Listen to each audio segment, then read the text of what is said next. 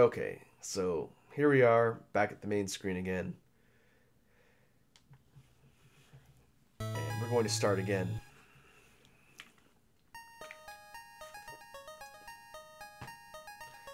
So we saw this already. This is the prologue story with the main hero Amru, Lace and Iris' father. He's going to fight Zal, that evil demon that we kept hearing so much about. And this time, we're going to actually fight him and not die on purpose. So like we just saw, this intro area is pretty much where they start you at the end of the easy mode campaign is where this starts. So it's the same tile set. And this altar looking thing is where we fought Galda in easy mode, and this is where we're going to fight the prologue boss here. So this guy is all sort of a snake-bodied demon guy. He flies around and he shoots boomerangs at you. Not too difficult with this weapon. Again, the flame enhancer is the strongest in the game. So, Amru and Arisha married and had twins. Amru became ill from his battle with Zal.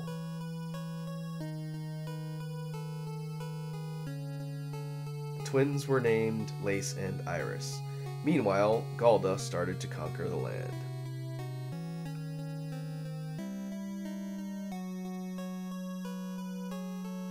Galda took Iris away as his victim. Lace took the sword, which his father left to slay Galda. The same premise. You're going after this demon lord guy to get your sister back. So now, it says Blue Dragon. So we get the same opening little cinematic here with Lace on top of the mountain, scowling. But now he's a blue dragon. So this is the quote-unquote real game. Area 1, the Paleozoic era. So now we're blue. And one of the main differences in this mode is that you do not have full auto fire. And you can't see, but if I hold down the button, I get a semi-constant rate of fire, but it's faster if I hammer the button because full auto is actually tied to the last power-up for your flame. So that's one of the main differences. They do not start you with full auto all the time in this mode. And I'm still incredibly sluggish because I don't have the speed power-ups.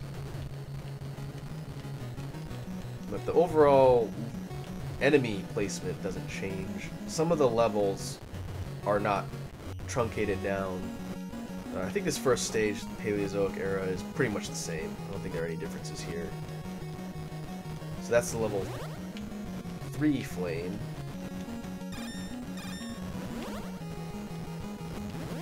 Now we have an extra head, so we have a wider shot box here.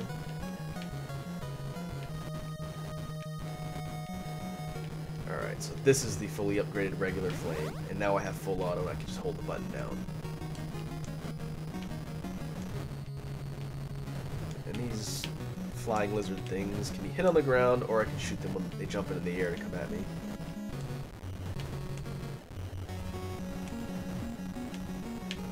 They're fast, so I want to be careful. So the stakes are much higher in the regular mode of the game because you do not want to lose your weapon. And that is the satellite dragons. And some of the bosses are pretty real now, and you lose your power-ups before the boss, you're going to have a difficult time. And I can take a hit there, that's good.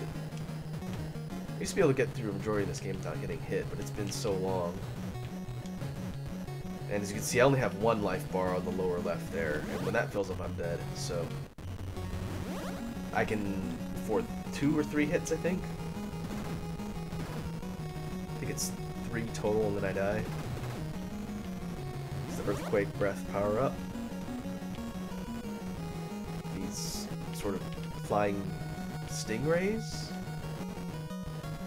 Got a pretty diverse enemy tile set in this game with the sprites, but sometimes it's hard to tell what they are.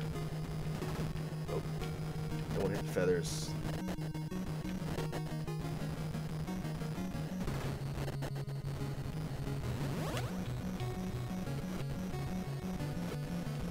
Okay.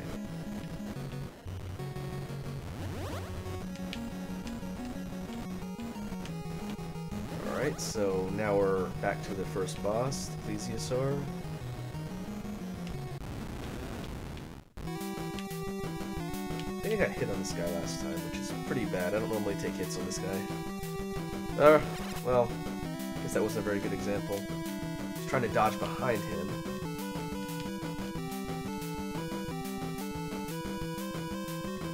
But now I have a lower level flame, but he's dead. And I forget if this game has limited continues. If it does, then I will use the magic of editing to cut back to where I died if I get a game over and it kicks me back to the beginning. So we've heard this lady's story. So now the maidens you rescue will actually have a function, because they'll be able to help me. So here's Area 2, the volcano. This is where we skipped before. And I'm probably going to die. So I can't take any more hits. Invincibility.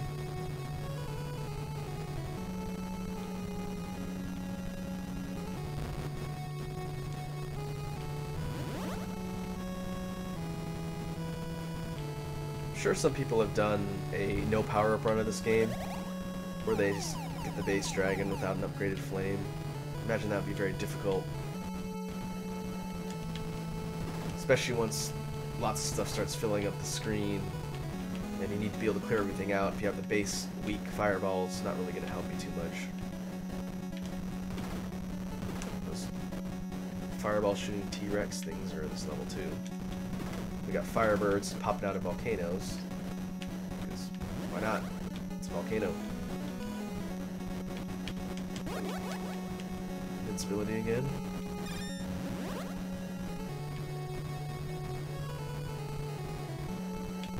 I really like the music from this level. It's kind of a faster paced song. And you might recognize those big fireball meteor things from the last zone of the game. They first show up here. And since we're flying over a lake of lava, fighting more firebirds. 3 heads. So I just need to not take any damage here. Should be good to go for the boss.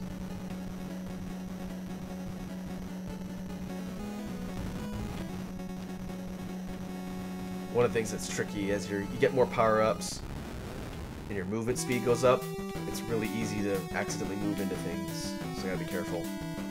So this is the firebird. And he basically just flies around with the orbiting fireballs around him, and he splits apart and comes back together. So as long as I stay out of the path of the orbiting fireballs, it's not too bad. I just lay some hits on him when I can. Oof.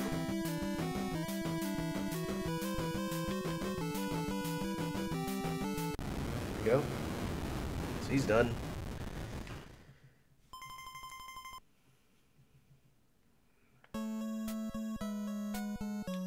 The evil lord of the ancient arrow was awakened at the last moment by Zol. He is Galda, whose power is much greater than Zol's. I feel like one of the other ones said that in the easy mode run.